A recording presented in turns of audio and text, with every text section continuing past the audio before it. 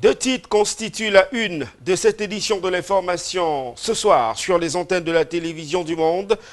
Forum de Paris sur la paix, Paul Biya plaide ce mardi pour une réforme des institutions de Bretton Woods.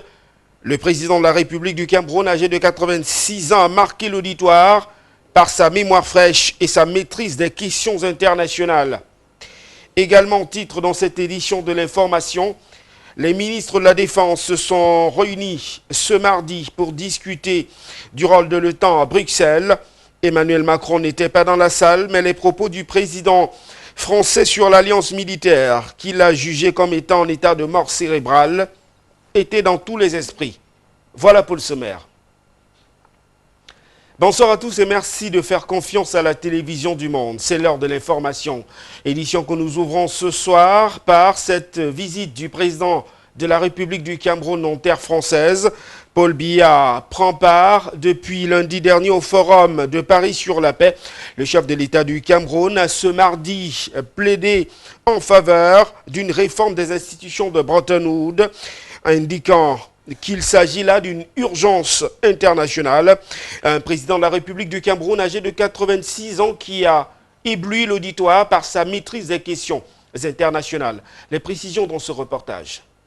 Ayant quitté la capitale camerounaise pour la capitale française, dimanche dernier, le président de la République Paul Biya, accompagné de son épouse et une forte délégation, a pris ses quartiers depuis dimanche soir dans la capitale parisienne. Le chef de l'État du Cameroun répond ici favorablement à l'invitation de son homologue français à prendre part au deuxième forum de Paris sur la paix du 11 au 13 novembre 2019. Arrivé notamment dimanche dernier, l'homme du renouveau politique qui a eu droit à tous les honneurs ensuite pris sereinement part au dîner offert lundi soir au Palais de l'Élysée par Emmanuel Macron, président de la République française. C'est exactement aux environs de 20h20 que le chef de l'État du Cameroun a foulé le tapis rouge de cette institution, lui qui a été élevé au rang de grand officier de la Légion d'honneur française. Après la poignée de main chaleureuse entre Emmanuel Macron et le chef de l'État Paul Biya et la traditionnelle photo de famille, suivi du dîner proprement dit, le chef de l'État du Cameroun a ensuite pris la parole ce mardi au cours des échanges, détonnant de fraîcheur et de maîtrise des sujets. Interrogé sur la construction de la nation Cameroun, le président de la République du Cameroun, avec une maîtrise impressionnante, parle sans bord du Cameroun pré- et post-colonial.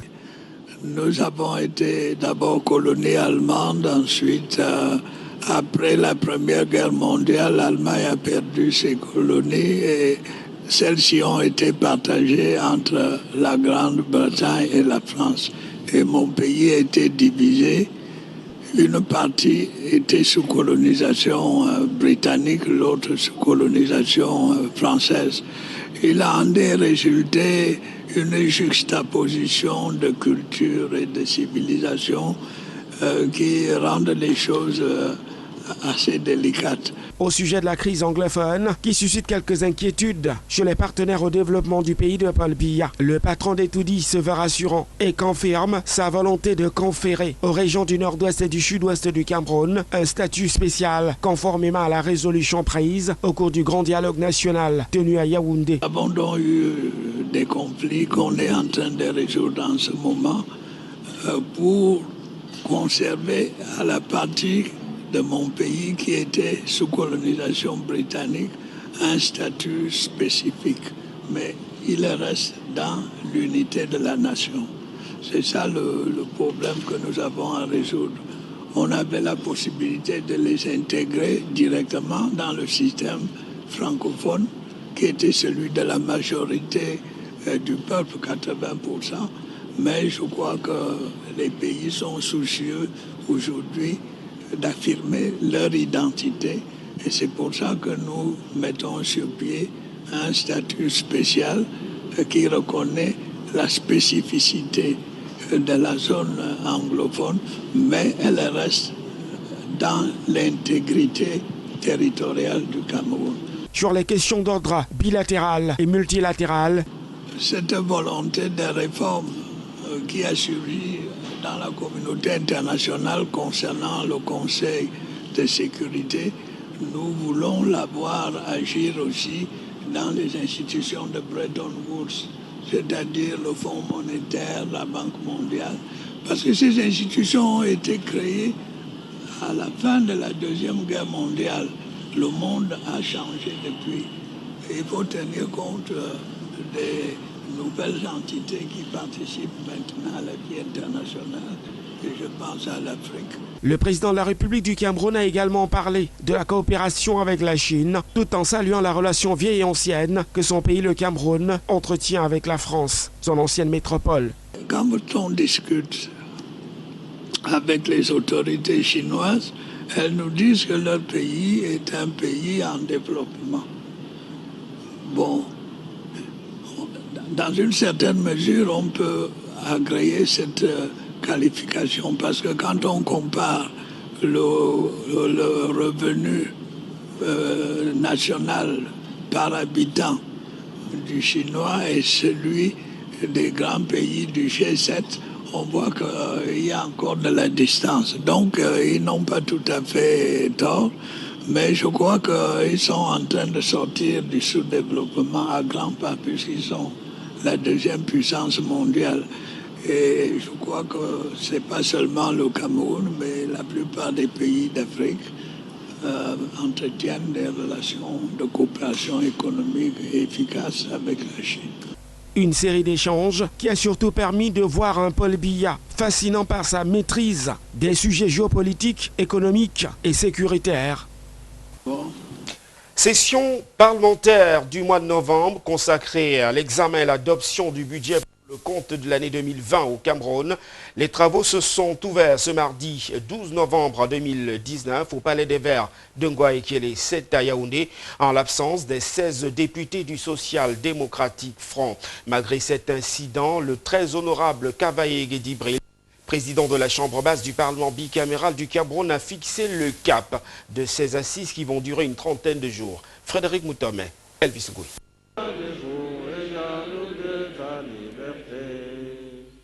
C'est la dernière session ordinaire de l'année budgétaire 2019 qui a ouvert ses portes. Ce 12 novembre 2019, à l'appel de son président Kavaye Guédibril, à l'hémicycle des Verts de Ngouaekele.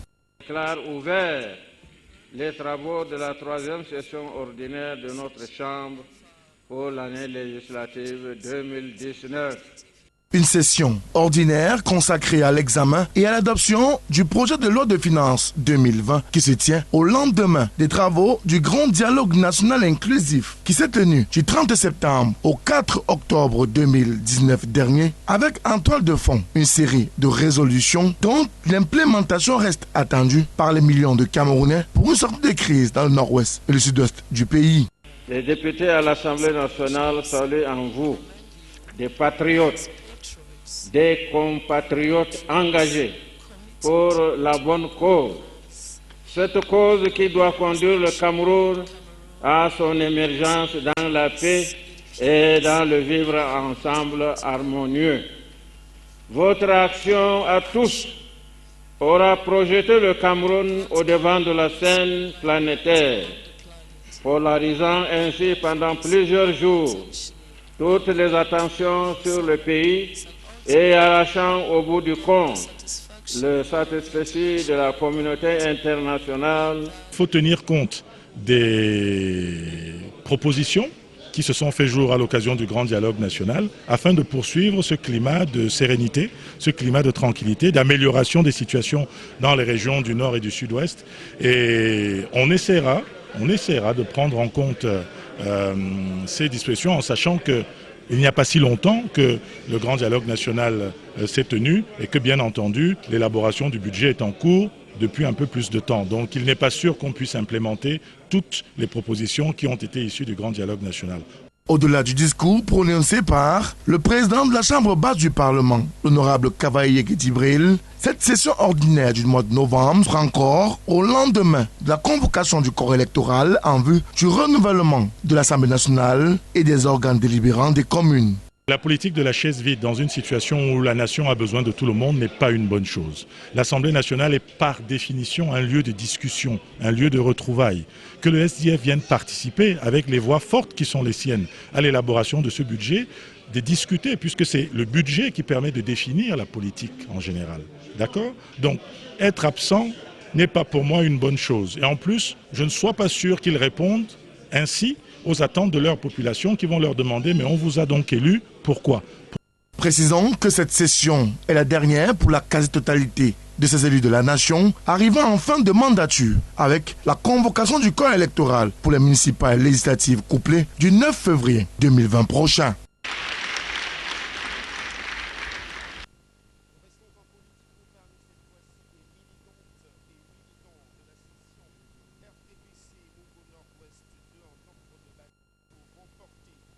Les sièges possibles à l'Assemblée nationale et dans les collectivités territoriales décentralisées.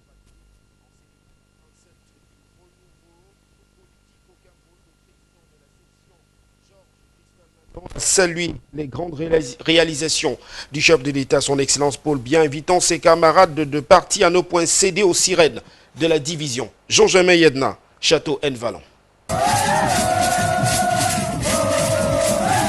Pour l'occasion, la maison de la paix des Bonnets, dans l'arrondissement du Lonako, département du Mungo, théâtre de l'événement, s'est transformée en une salle de spectacle où des groupes de danse folklorique ont esquissé quelques pas pour saluer le bilan somme toute élogieux du chef de l'État en 37 années au pouvoir. Le bilan, il est très positif, très encourageant. Je peux d'abord dire que le Lonako, c'est un des fils aînés du renouveau national, puisque c'est le président Biya qui l'a créé. Ensuite, le Lonako a bénéficié de tout ce que l'ANSPA peut bénéficier dans le cadre du renouveau national, sur tous les plans, hein, infrastructurel, social. Je peux dire que nous avons été gâtés dans le Lonako par le renouveau national. En célébrant l'an 37 de l'accession à la magistrature suprême de son Excellence Paul Biya, président de la République du Cameroun. Par ailleurs, président national du RDPC, Georges Christol Manon, président de la section RDPC, Mungo Nord-Ouest 2, a égrené un chapelet de projets socio-économiques réalisés par l'homme du renouveau en faveur des populations du Lonako, a mis un point d'honneur sur la consolidation des acquis avant d'inviter ses camarades du parti à ne point céder aux sirènes de la division et autres discours des marchands d'illusions. Résister à toutes les tentatives qui viennent de l'extérieur pour qu'ils veulent nous détourner de notre objectif et regarder celui qu'on s'est fixé, c'est d'être toujours le parti leader dans cet arrondissement. Rangé en ordre de bataille, plus que par le passé, comme lors des précédentes échéances, militants et militantes de la section RDPC, OJRDPC et OFRDPC du Mungo Nord-Ouest 2 ambitionnent refaire du 100% lors des élections municipales et législatives. Et je pense qu'au vu de la population qui était ici aujourd'hui, pour une reprise d'activité en réalité, je crois que c'est un signe qui ne trompe pas et que nous pouvons aller aux échéances avec beaucoup de confiance, mais en nous préparant quand même. Et à marge de la célébration du 37e anniversaire du renouveau national, le maire de la commune des Bonnets, par ailleurs présidente de la section OFRDPC, Mungo Nord-Ouest 2, Félicité Manon, a remis une 50aine de badges et chasubles aux conducteurs d'engins à 2 roues qui opèrent dans sa municipalité pour leur rôle non moins négligeable. Allons leur donner aujourd'hui parce que vous savez qu'il y a l'insécurité. Il faudrait que chaque conducteur de moto ait un badge. Quand vous le voyez, quand il vous porte, vous savez que celui-ci, il s'appelle tant et il est moto-taximan de tel point du Lonako. Et c'est tout naturellement que le gâteau traditionnel concocté pour la circonstance a été partagé par l'ensemble des militants, militantes et sympathisants du Mungo Nord-Ouest 2 et ce dans une ambiance empreinte de solennité. Le ministre de l'Eau et de l'Énergie, Gaston Ilundu Somba, s'est rendu ce mardi à Deido, où s'est produit un incendie qui a consumé un transformateur, plongeant une partie de la capitale économique du Cameroun dans le noir. À la suite du ministre se trouvaient nos reporters Zobel Apollinaire Bon et Patrice Foucault.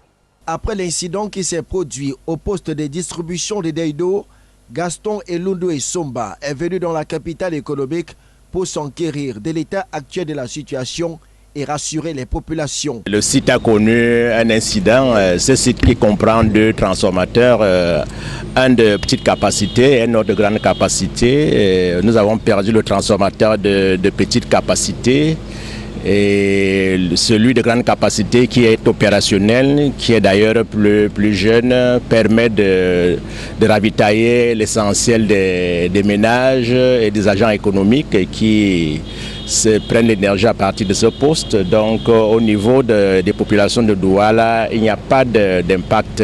C'est dans la soirée de dimanche qu'un incendie, dont l'origine reste encore jusqu'ici inconnue, s'est déclaré au 10 postes, plongeant presque toute la ville de Douala dans l'obscurité totale. On s'est retrouvé aux environs de 17h-18h le dimanche. Le transformateur qui n'était pas en service, mais néanmoins alimenté, a pris feu de façon subite. Donc on a seulement vu le feu surgir. Grâce à l'intervention des soldats du feu, la situation a été maîtrisée, évitant le pire. Et pour l'heure, tout semble être revenu à la normale. Tout ce qui a été fait depuis l'apparition de l'incident, on peut le dire avec certitude qu'on est revenu à la normale comme avant. Tous les clients qui étaient impactés ont été repris comme avant. Les travaux de remplacement du transformateur endommagé seront engagés dans les tout prochains jours, comme l'a annoncé le ministre de l'Eau et de l'Énergie. Au niveau des populations de Douala, il n'y a pas d'impact. Nous perdons la sécurité N-1 au niveau du site et les dispositions seront rapidement prises pour mettre un nouveau transformateur ici. Et celui-là sera de capacité beaucoup plus importante. Donc on peut dire aux populations de Douala qu'il n'y a pas de souci au niveau de l'approvisionnement en énergie électrique. Il faut dire que l'incident de Douala a également eu des répercussions chez les abonnés du département du Mungo, où Gaston Ilundu Somba s'est rendu après l'escale de la capitale économique. Une vingtaine de boutiques ont été soufflées par les flammes hier à Douala, aux environs de 19h13 exactement, au lieu dit marché Mbopi. Un incendie qui a été sans pitié pour le rayon ustensiles de cuisine, où une bonne partie des boutiques ont été ravagées par les flammes. L'incendie remet ainsi au goût du jour l'épineuse question des installations anarchiques dans les équipements marchands à Douala. Jean-Germain Yetna. Jusqu'en mi-journée de ce mardi 12 novembre 2019, des flammes qui ont pourtant déclenché la veille aux environs de 19h continuaient ces ravages sur le passage, arrivés notamment après l'alerte des propriétaires des boutiques sinistrées, ont assisté impuissamment à la saga des flammes de feu d'une intensité sans nul autre pareil. S'est emparé du rayon ustensiles de cuisine du marché Mbopi à Douala. Une pilule amère, difficile à avaler par certains sinistrés. Tout est grasse. Après toute une nuit de combat sans merci entre les soldats du feu et la furie des flammes, le bilan fait état d'une vingtaine de boutiques, majoritairement appartenant aux opérateurs économiques de nationalité nigériane, qui ont volé en éclats à Mbopi, ce haut lieu d'échange commercial d'un des espaces marchands le plus vaste dans la sous-région Afrique centrale. J'étais à la maison, on m'a appelé que le feu avait commencé. Bon, je suis couru avec le marteau. Arrivé ici, là, je suis rentré sans les babouches même. Si j'enlève mes pieds, tu vas voir que je suis blessé. On était ensemble, je suis monté sur la toiture là. C'est nous qui ont divisé tous les toitures pour que le feu ne traverse pas à l'autre côté. Regardez, on m'appelle, on me dit que notre marché est en train de brûler. Dès que je monte en haut la moto pour venir, je constate, on m'appelle encore que c'est dans mon côté de ma boutique. Avant d'arriver, il n'y avait pas moyen. Tout était déjà brûlé, comme tu peux voir là. Je ne peux pas vous estimer ça. Donc vous avez tout perdu? J'ai tout perdu, comme vous voyez là. Je n'ai même pas levé un cuillère ou bien un plat. Un bilan matériel lourd, évalué à plusieurs millions de francs CFA, qui aurait pu être amoindri, n'eût été les obstacles liés à l'accès sur le site, ne se présentaient sur le passage des éléments du Corps national des sapeurs-pompiers. C'est les dispositions constructives qui ne sont pas respectées, qui nous empêchent de se mouvoir ou de bien travailler, si je peux dire ça simplement. Pourquoi? Parce que pour un feu comme celui-ci, on appellera ça un petit feu banal, qu'on pourrait vite éteindre. Mais maintenant, on passera du temps à lutter contre l'accès que le feu lui-même. Le temps d'aborder le feu lui-même, il s'est beaucoup développé. Vous avez bien filmé tout à l'heure, si vous n'avez pas encore filmé, vous aurez le temps de voir qu'est-ce qu'il y a comme armada d'obstacles, même pour un piéton d'entrer dans le marché Mbopi. C'est un obstacle pour les intervenants que nous sommes. Voilà pourquoi on peut arriver à un tel bilan. Ces 20 boutiques qui ont brûlé, on aurait pu empêcher que ça ne soit pas 20 boutiques. Bien que l'origine du feu reste encore un mystère, des commerçants du marché Mbopi avancent la thèse d'un éventuel court-circuit qui est la conséquence des coupures intempestibles du courant électrique, ajouté des branchements anarchiques. Et on nous a fait comprendre que c'est l'énergie électrique, le retour de l'énergie électrique qui a causé tout cet incendie. On va déplorer l'installation anarchique, mais en réalité, qui installe? Parce que quand vous regardez sur les poteaux devant vous là, c'est la Sonel qui installe toutes ces boutiques que vous voyez là. Mais on se rend compte que sur un poteau, il y a au moins peut-être 40 personnes, voire à 50 personnes sur un poteau qui ont l'abonnement. Des sinistrés de l'incendie du marché Mbopi à Douala, avec l'aide des voisins et autres connaissances, essayent de retrouver dans ces décombres certaines marchandises qui ont échappé belles à la violence des flammes. À l'ouest du Cameroun, les jeunes se préoccupent davantage à la valorisation de la terre. À Mbagan, ce sont 300 jeunes au total à la tête de plus d'1 hectare qui ont décidé de valoriser cet espace. Les précisions de Praxet Toulou et de Rostand Difo.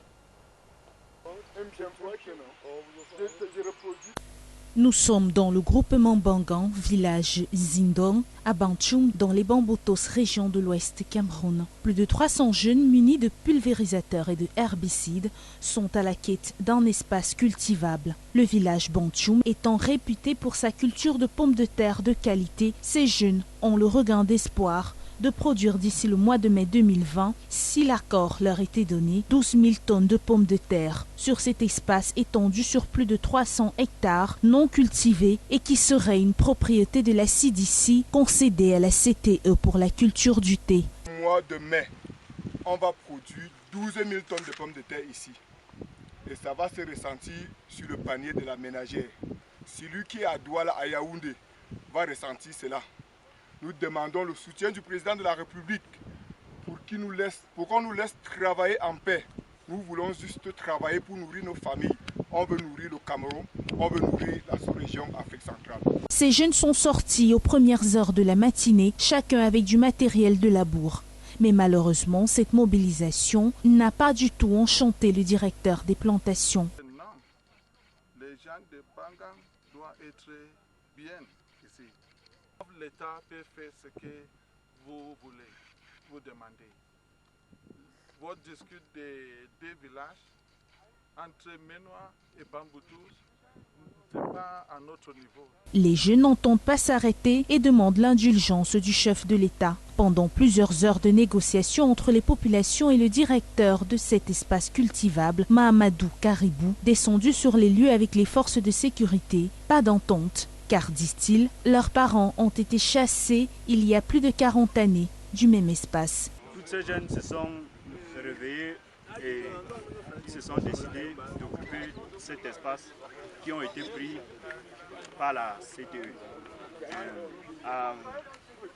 Dans les années passées, aujourd'hui, ils n'ont où aller et ils veulent exploiter ces terrains pour nourrir leur famille et pour nourrir toute la nation. Même les impôts sont payés dans la Menoie, pourtant implantés sur le sol du département du Bamboutos. Le combat continue pour ces jeunes qui sont dans l'espoir de cultiver, booster la production dans ce petit village de l'Ouest Cameroun. La couverture santé universelle préoccupe les directeurs de planification des ministères de la santé publique venus de plusieurs pays d'Afrique. Ils se sont réunis en début de semaine à Douala au cours des travaux présidés par le Dr Malaouda Malachi, ministre de la Santé publique du Cameroun, où il a été davantage question de partage d'expériences, mais également d'explorer des mécanismes pour faciliter l'accès aux soins de santé aux populations. Jean-Jamais Yedna, Raoul Ouatet. Des populations ont-elles accès aux services de santé? La qualité de service qu'offrent les formations sanitaires est-elle à la hauteur pour des résultats positifs escomptés? La demande de services est-elle croissante? Ou encore les services de santé en Afrique sont-ils résilients pour faire face à une situation d'urgence, à l'exemple d'une catastrophe naturelle ou encore d'une épidémie? Des questions de santé et bien d'autres encore au cœur d'une réflexion importante des directeurs de la planification des ministères de la Santé venus de plusieurs pays d'Afrique, présidé par le ministre de la Santé camerounais, le Dr Malaouda Malachi. Des assises ouvertes ce lundi 11 novembre 2019 à Douala rentre dans le cadre du 4e forum régional de renforcement des systèmes de santé pour la couverture santé universelle et des autres objectifs du développement durable liés à la santé. Nous avons parlé de la couverture santé universelle. J'ai décliné un peu au niveau du Cameroun ce que nous faisons en ce moment.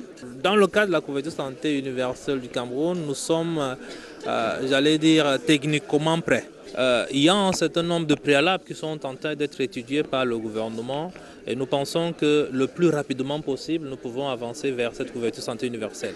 Mais il faudrait comprendre que la couverture santé universelle ne va pas signifier tout de suite, si on l'avait dit aujourd'hui, la prise en charge, la couverture de la totalité de l'ensemble des populations. Nous allons y aller progressivement. Mais l'objectif, c'est que nous devons parvenir à couvrir l'ensemble des populations parce que l'objectif premier de la couverture santé universelle, c'est de permettre une vie saine et le bien-être à tous les âges de toute la population. Et si l'OMS parle des progrès sanitaires importants constatés ces dernières années à l'échelle mondiale, régionale et nationale, l'Organisation mondiale de la santé reconnaît toutefois que les populations sont encore confrontées en Afrique à une série complexe de menaces interdépendantes pour leur santé et leur bien-être, allant de la pauvreté et des inégalités au conflit et au changement climatique. Vous savez ce que la couverture santé universelle, c'est la capacité d'un pays d'offrir des services de qualité à sa population, tout en s'assurant que la même population, pour accéder à ces services, il ne rencontre pas de difficultés financières. Donc il y a 3 axes dans la couverture santé universelle. C'est l'offre de services de qualité, les populations couvertes et la réduction des risques financiers en accédant à ces services.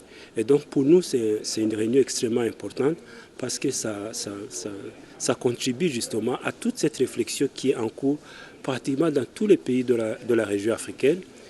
Après Windhoek, en Namibie en 2016, King Télé au Congo-Brazzaville en 2017 et Abidjan en Côte d'Ivoire en 2018, Douala au Cameroun accueille les travaux du 11 au 15 novembre 2019 pour permettre un accès à tous à des soins de santé de qualité sans difficulté financière. Hors de nos frontières, les ministres de la Défense de l'Union européenne étaient réunis ce mardi à Bruxelles pour discuter du rôle de l'OTAN. Emmanuel Macron était absent de ces assises, mais les propos du président français sur l'alliance militaire, qu'il qualifie d'état cérébral, étaient dans tous les esprits. Les précisions de nos confrères d'Euronews. Le rôle de l'OTAN fait débat à Bruxelles. Les ministres européens se sont réunis aujourd'hui pour en discuter. Ils ont adopté une liste de 13 projets pour renforcer la coopération européenne dans le domaine de la défense et de la sécurité. L'idée est de développer conjointement les capacités de défense, de renforcer la disponibilité opérationnelle et la contribution des forces armées. À la tête des ministres de la Défense, le Finlandais Antti Kaikkonen a précisé certains de ces défis. L'Union européenne comme l'OTAN doit faire face à de nouveaux défis tels que les menaces hybrides ou le changement climatique, l'intelligence artificielle, et nous avons besoin de coopération pour s'y attaquer. L'Union européenne a franchi de bonnes étapes au cours de ces dernières années en ce qui concerne la défense de l'Union. Emmanuel Macron n'était pas présent dans la salle, mais ses propos sur l'OTAN, qu'il a jugé en état de mort cérébrale en raison du retrait américain et de l'attaque turque en Syrie, ont fait réagir à Bruxelles. Les ministres de la Défense ont tenté de faire bonne figure. Je ne suis pas d'accord avec Macron et ce n'est pas ce qu'il a dit. Il a dit que l'OTAN faisait face à un état de mort cérébrale, donc ce n'est pas encore le cas. L'opposé est vrai, nous avons deux organisations qui fonctionnent, l'Alliance militaire d'un côté et l'Union européenne surtout. Lors de l'ouverture du Forum de Paris pour la paix, Emmanuel Macron a fustigé l'hypocrisie de ceux qui refusent de reconnaître l'inefficacité des organisations internationales et a appelé à plus de coopération entre les pays. En sport à présent, suite et fin de la 6e journée de l'Elite One. Des rencontres se sont disputées à travers les stades de la République. Le point dans ce reportage. Après sa large victoire 5-0 contre la formation de PWG de Bamenda ce lundi, Coton Sport de Garoua conforte sa place de leader du championnat avec 14 points après cette 6e journée. La deuxième et dernière rencontre du jour entre Colombe du Dja et Lobo, Fethieu de Banjoun, s'est soldée sur le score de 2-0 en faveur de la Colombe. Les Oiseaux du Sud, qui restaient sur 2 matchs consécutifs sans victoire, respirent un bol d'air frais et remontent à la 8e place au classement. En rappel des 7 autres rencontres qui se sont jouées ce dimanche, Bamboutos de Bouddha a confirmé devant son adversaire du jour, Fofu de Baham, en lui infligeant une défaite sur le score de 2-0. APGS Academy a réalisé une belle opération en battant Eding Sport à domicile sur le score de 2-1 et occupe désormais la 3e place du championnat. Le derby des frères du centre, qui sont Canon et Dragon de Yaoundé, s'est soldé sur le score de parité d'1 but partout. Après 2 victoires consécutives, Union de Douala a chuté devant la Panthère d'Undé et a cédé sa 4e place à son adversaire du jour pour se positionner à la 6e.